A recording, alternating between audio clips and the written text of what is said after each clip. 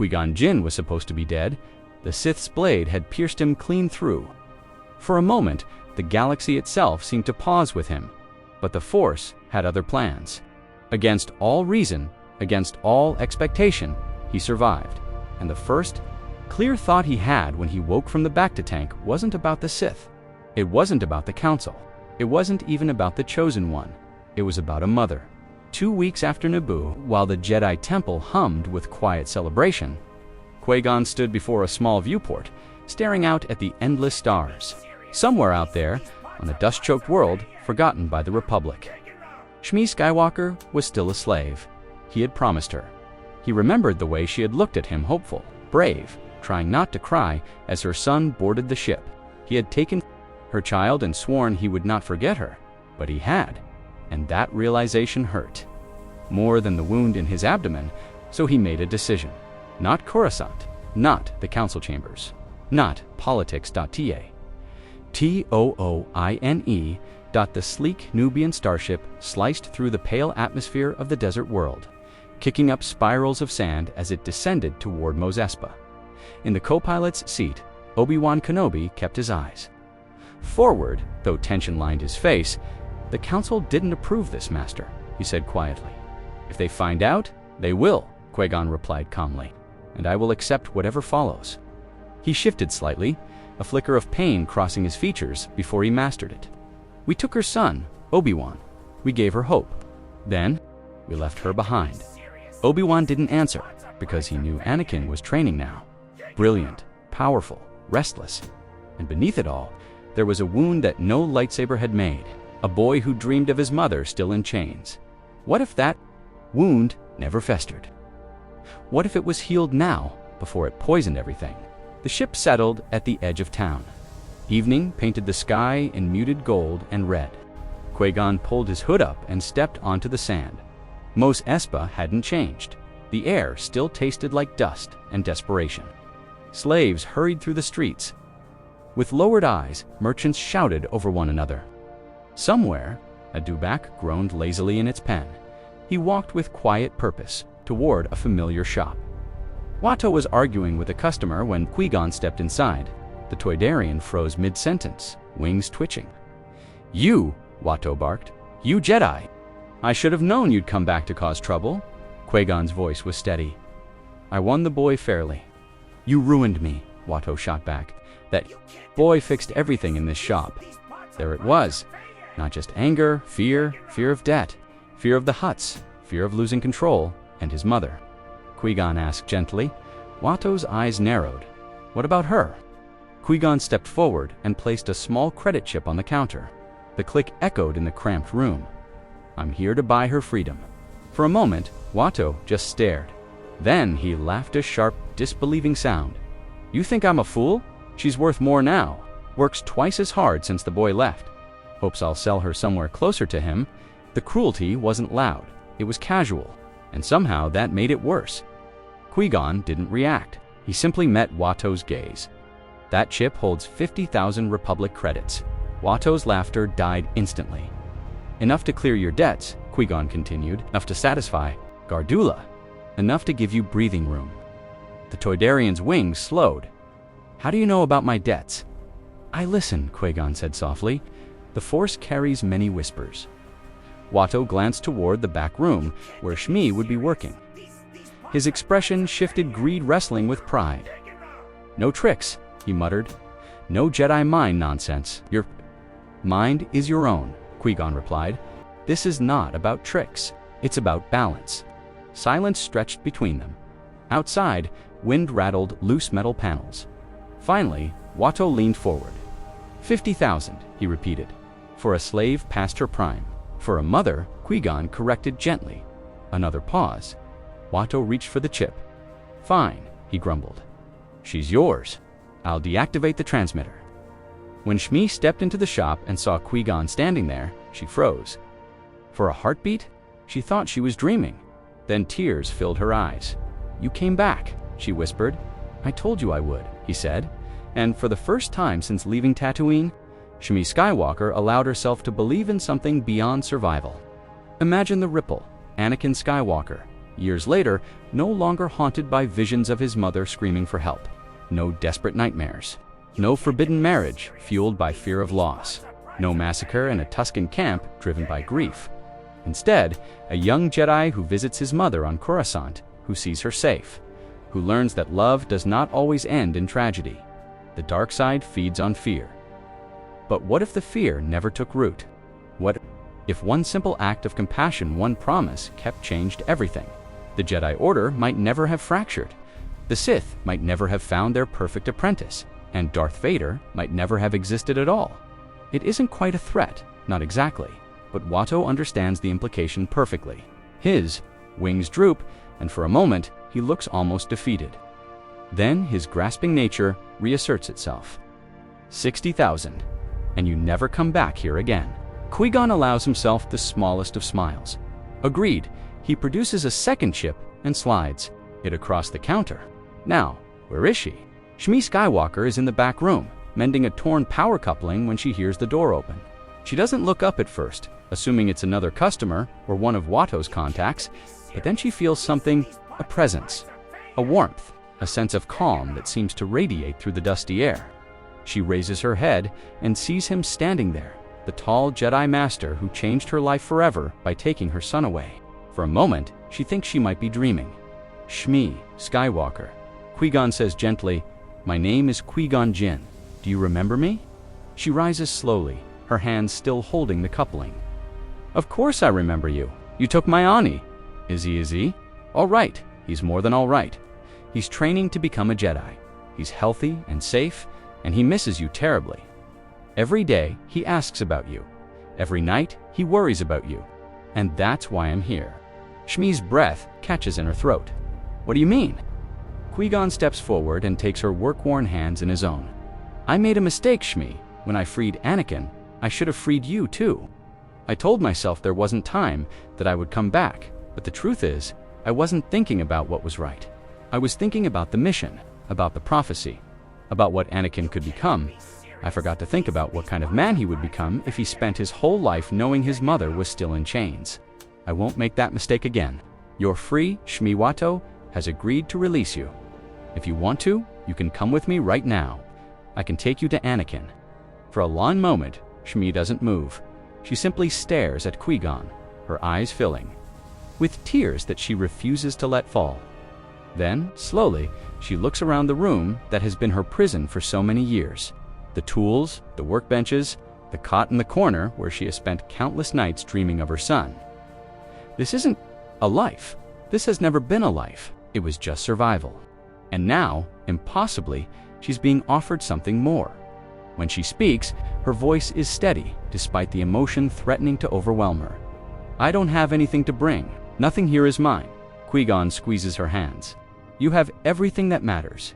You have your courage, your kindness, your love for your son. Everything else we can figure out together. Shmi nods slowly, and for the first time in years, a genuine smile crosses her weathered face. Then let's go. Let's go see my Ani. The journey from Tatooine to Coruscant takes 3 days in hyperspace. During that time, Qui-Gon explains everything to Shmi. He tells her about the Jedi Order, about Anakin's incredible potential, about the prophecy of the Chosen One. He doesn't hide the challenges ahead, or the Council's initial resistance to training her son. He is honest about the difficulties Anakin will face and the attachment the Jedi are taught to avoid, but he also makes her a promise. Whatever happens, Anakin will never have to choose between being a Jedi and loving his mother. The Order can adapt. It must adapt. If it can't make room for basic human compassion, then it doesn't deserve to call itself a force for good. Shmi listens to all of this with the quiet wisdom that has sustained her through decades of hardship.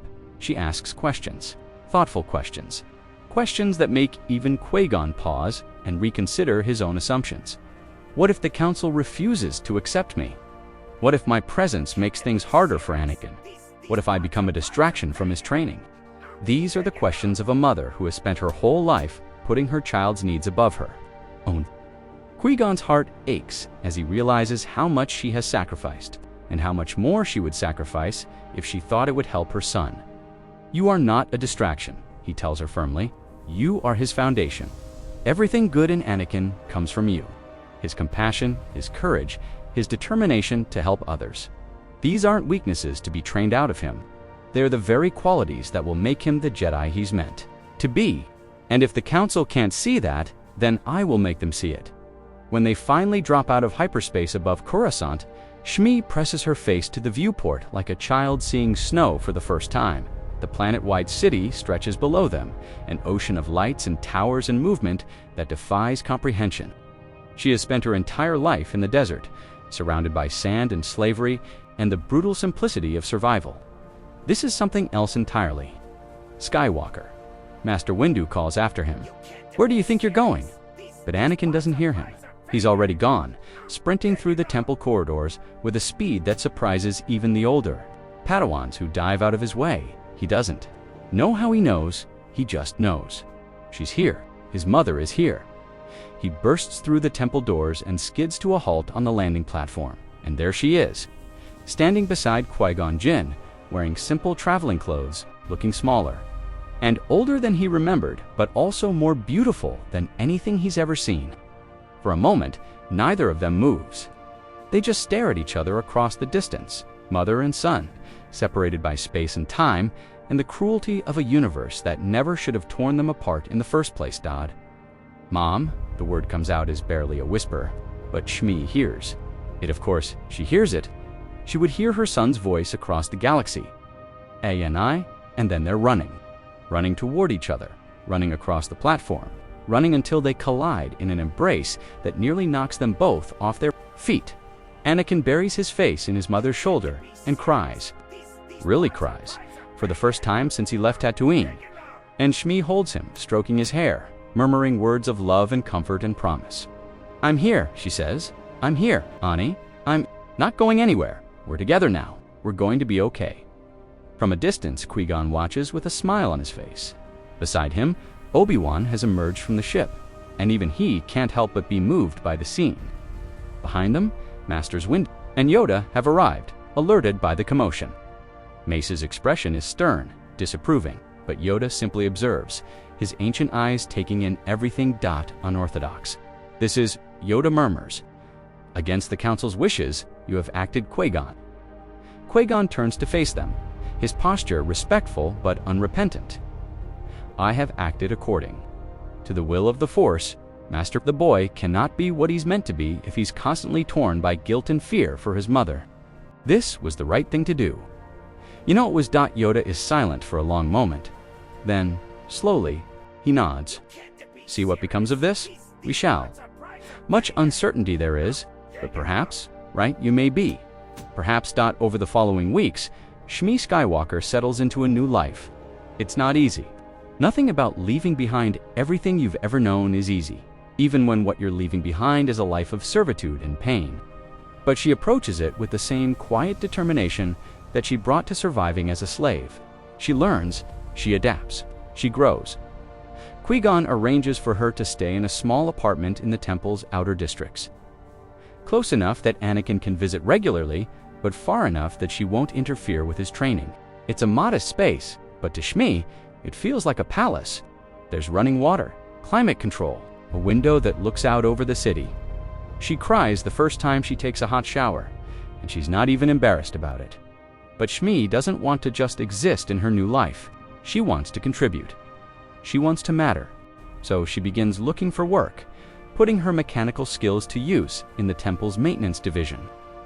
The droids and vehicles that the Jedi rely on need constant attention, and Shmi discovers that she has a gift for it.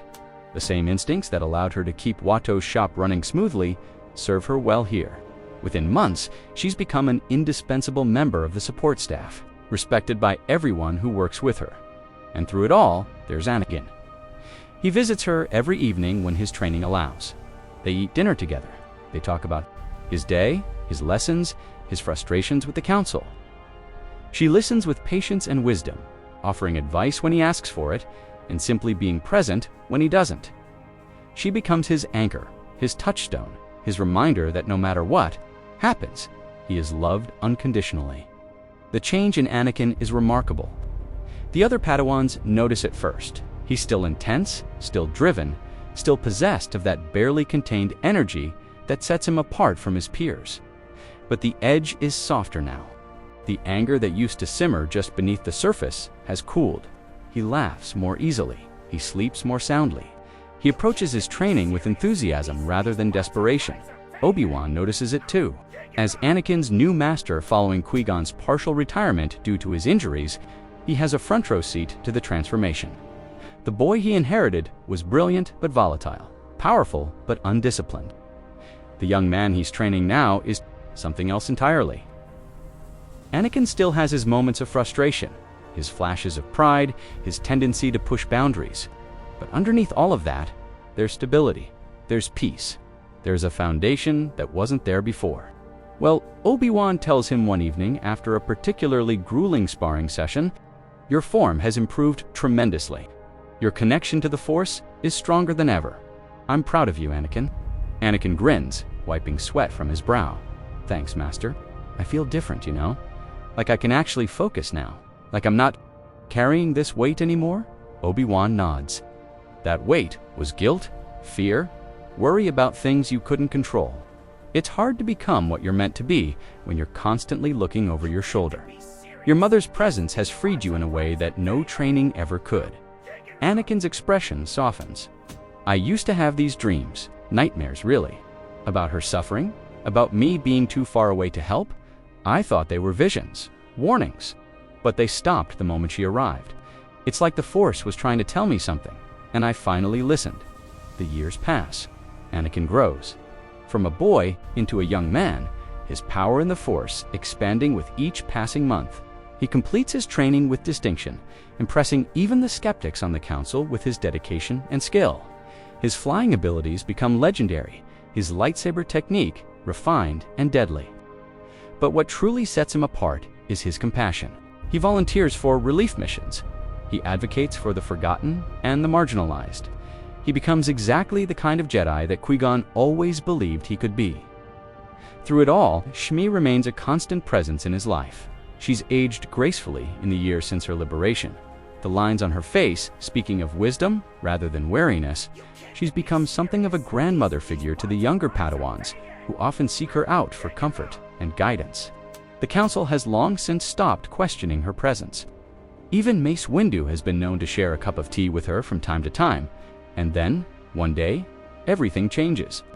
The Separatist movement has been growing for years, and the galaxy is on the brink of war.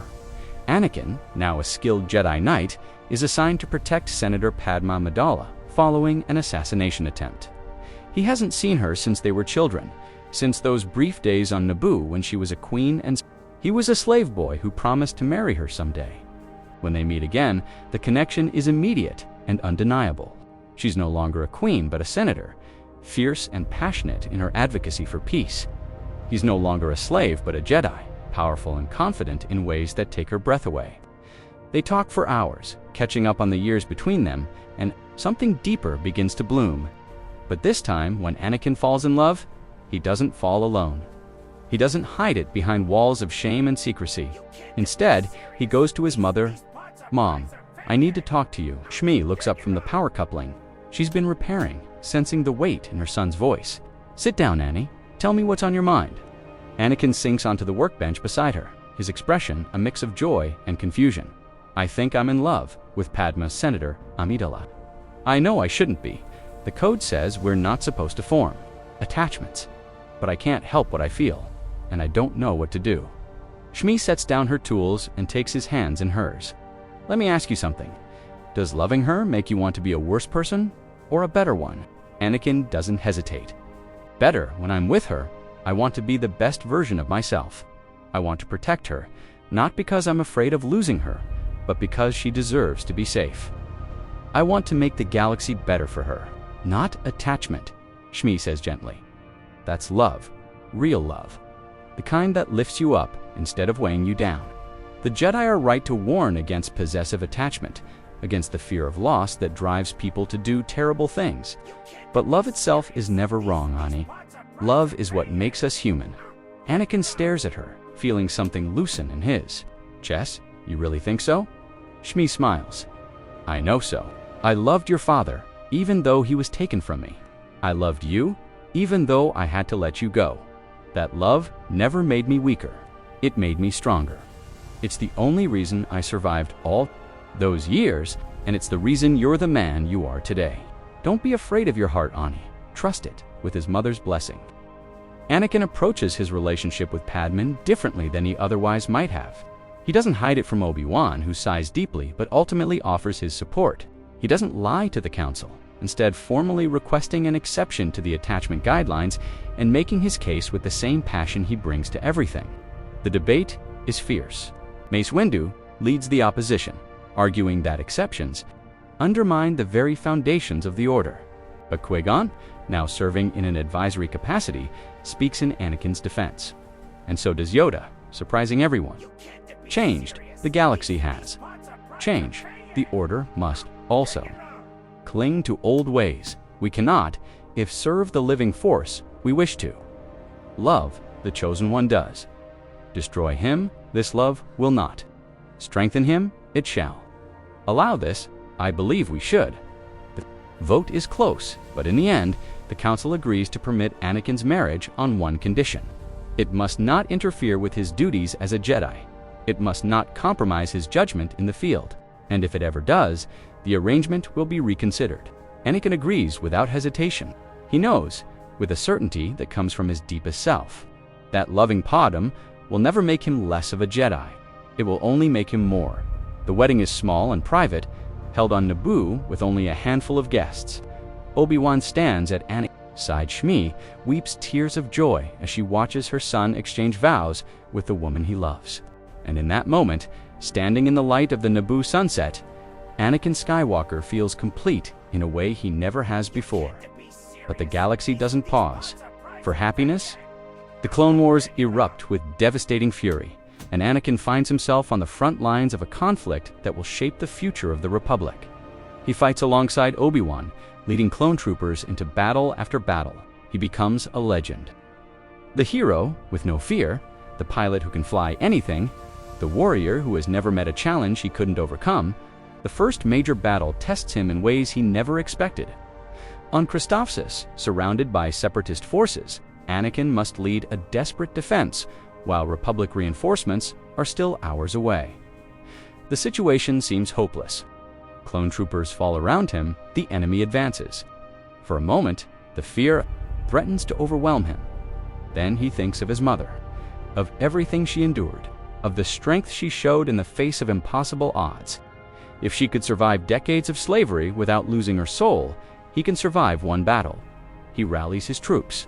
He coordinates the defense. He flies his starfighter through impossible maneuvers, taking out enemy armor that's about to breach. The lines, when the reinforcements finally arrive, they find Anakin still standing, exhausted but unbroken. Having held the line through sheer determination, it sets the pattern for the entire war.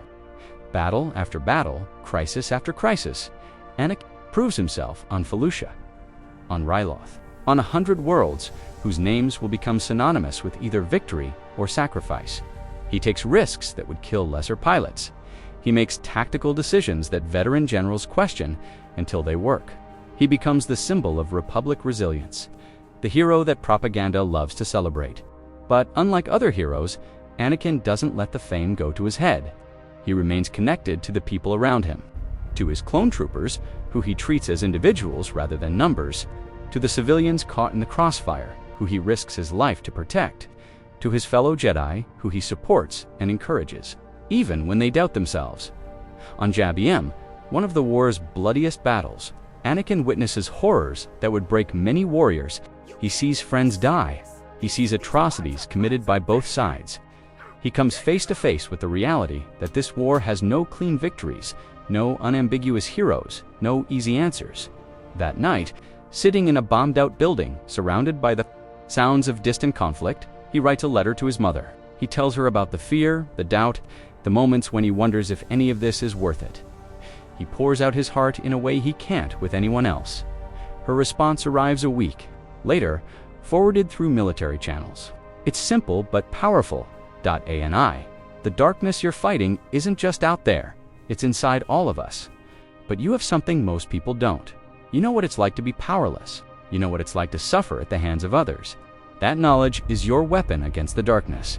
Never forget it. Never let the war turn you into someone who creates suffering instead of ending it. Stay true to who you are. I believe in you, always. Mom. He keeps that letter with him for the rest of the war. Reads it before every major battle. Remembers it. Every time he's tempted to cross a line, to compromise his principles, to become the very thing he's fighting against, the clone. Wars also bring him into contact with other Jedi who will become important allies. Ahsoka Tano, his Padawan, who challenges him and pushes him and helps him become a better teacher. Plo Koon, whose wisdom and compassion inspire him.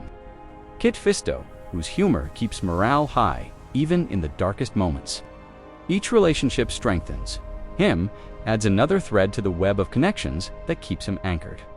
When Ahsoka is framed for bombing the Jedi Temple hangar, Anakin refuses to accept the Council's judgment. He investigates himself, driven by absolute certainty that his Padawan is innocent. His faith is vindicated when he exposes the true bomber, but the experience leaves scars. Ahsoka chooses to leave the Order, and Anakin respects her decision even as it breaks his heart. But unlike another version of events, this parting doesn't embitter him against the Jedi. He understands why Ahsoka needs to find her own path. Stays in contact with her, offering advice and support whenever she needs it. Their bond remains strong even when their paths diverge. And through it all, there's Padme. Their relationship deepens during the war, forged in the crucible of shared danger and separation. They steal moments together whenever possible. Brief holocaust, midnight meetings, precious hours that feel like seconds before duty calls them apart again. I hate this war, Padme tells him one night, lying in his arms in their apartment on Coruscant. I hate what it's doing to the galaxy, to the Republic, to you. Her hair, I know I hate it too, but we're fighting for something important. A galaxy where people like my mother don't have to suffer, where children don't grow up as slaves, where the strong can't exploit the weak without consequences. She looks up at him, her eyes bright with unshed tears. Sometimes I'm afraid we're losing that, afraid the war is turning the Republic into something as bad as what we're fighting against. Maybe it is. Anakin's voice is quiet but steady. But that's why we have to stay vigilant. Why we have to keep reminding people what we're fighting for. The day we forget, the day we start thinking that victory justifies any means, that's the day we've truly lost. When did you become so wise? Padme asks, a hint of a smile crossing her face. I have a good mother and an even better wife. Yet even in the midst of war, he remains grounded. He returns to Coruscant whenever he can, spending precious hours. With Padme and his mother, he doesn't carry the weight of hidden guilt, doesn't feel the constant pull of secrets and lies. When the nightmares come, as they sometimes do, he wakes up knowing that the people he loves are safe. That knowledge gives him strength and Palpatine. Chancellor Palpatine has been watching Anakin Skywalker for years. He has been nurturing him, cultivating him, preparing him to become the apprentice who will help him destroy the Jedi and rule the galaxy. But Palpatine is discovering that this Anakin is not the one he expected. This Anakin doesn't simmer with repressed rage, doesn't harbor secret resentments, doesn't carry the kind of wounds that can be exploited and twisted. This Anakin is happy, balanced, at peace with himself in ways that make him resistant to the dark side's seductive whispers. It's frustrating beyond measure, my boy, Palpatine says during one of their private meetings. You must understand how the Jedi are holding you back. They don't appreciate your gifts. They don't trust your judgment. They would have you suppress your emotions, deny your connections, become something less than human. Anakin smiles, but there's a knowing look in his eyes that gives Palpatine pause. With respect, Chancellor, I don't think that's true. Oh, the Council has their rules, and I don't agree with all of them. But they've also supported me in ways I never expected. They allowed me to marry Padme. They welcomed my mother into the temple. They've given me a home. I'm grateful for that. Palpatine's smile freezes. Yes, how fortunate for you. He tries other angles. He speaks of the war, of the sacrifices being made, of the need for stronger leadership. He hints at secrets the Jedi are keeping, at corruption, within the Senate, at a galaxy spiraling out of control. But every time he plants a seed of doubt, Anakin seems to find a way to uproot it. He discusses Palpatine's concerns with Obi-Wan, with Padme, with his mother. He processes them openly rather than letting them fester. He refuses to be isolated. The war grinds on, years pass. And slowly, Palpatine begins to realize that his plans may need to change. Anakin Skywalker is not the weapon he hoped for. The boy's strength comes from his connections, not his isolation. His power is rooted in love, not fear. He is, against all odds, exactly what the Jedi have always claimed to aspire to be: a guardian of peace, a servant of the light, the chosen one. In truth, not just in prophecy, but Sidious has not survived for decades by being inflexible. If he cannot turn Anakin, he will destroy him, and if he cannot destroy him directly, he will find another way. The trap is elegant in its simplicity. Palpatine arranges for Padmé to be captured during a diplomatic mission, taken by separatist forces to a fortress world in the Outer Rim. He ensures that Anakin is the one who receives the distress call. He counts on the young Jedi's love for his wife to cloud his judgment, to drive him into a reckless rescue attempt that will end in tragedy. What he doesn't count on is Shmi. Anakin nods slowly. One choice. That's all it takes sometimes. One moment of compassion. One decision to do the right thing, even when it's hard. My mother understood that. She made a million small choices every day. Choices to be kind and patient and loving. And those choices built a life, a family, a legacy. He looks at the Hala again, at his mother's smile. I'm going to miss her for the rest of my life. But I'm also grateful.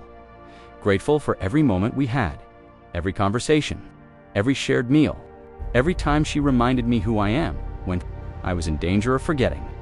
That's more than many people get. That's everything. Padmé squeezes his hand. She would be proud of you, Ani. So proud. I hope so. Anakin finally sets down the Hala and turns to face his wife. I really hope so.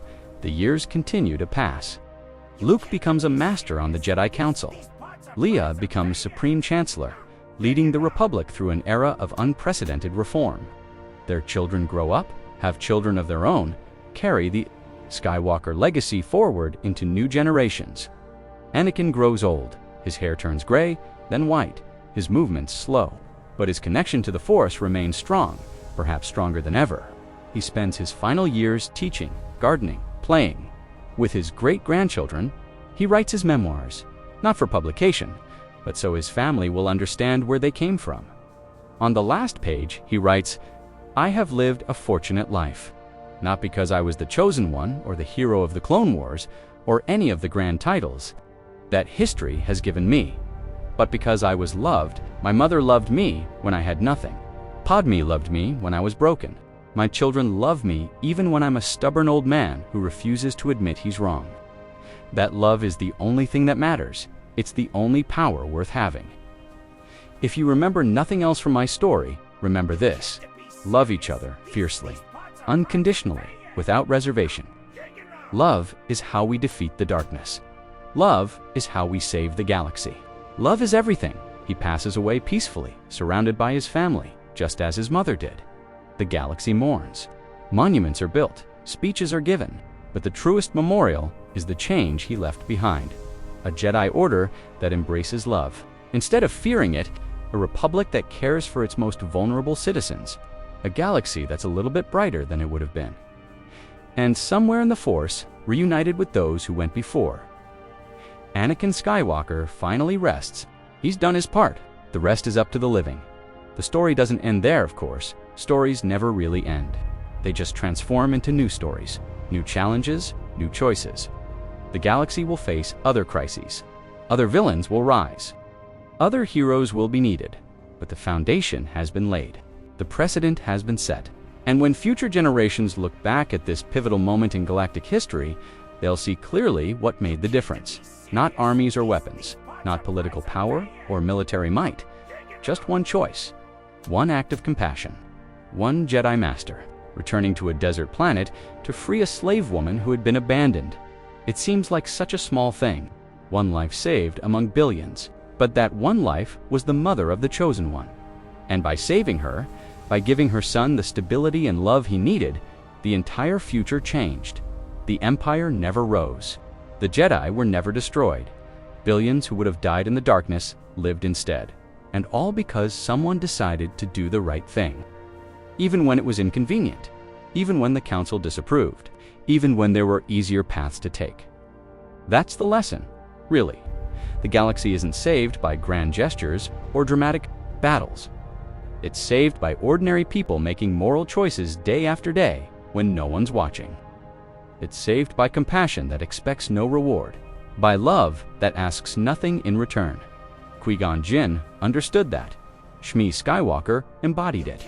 Anakin learned it, and now, generations later, the galaxy still benefits from their wisdom. This is the world that could have been. This is the future. That was always possible, waiting just beyond the next choice. A galaxy where love conquered fear, where the light held back the darkness, where the Skywalkers became a symbol of hope instead of tragedy. All because someone remembered that freeing a mother was just as important as training her son. All because the Jedi, for once, did the right thing. That's our theory, the Star Wars. The universe is a galaxy filled with exciting stories and possibilities, and we love exploring them. If you want to accompany us on this journey to a galaxy far, far away, then please like, share, and subscribe to our channel.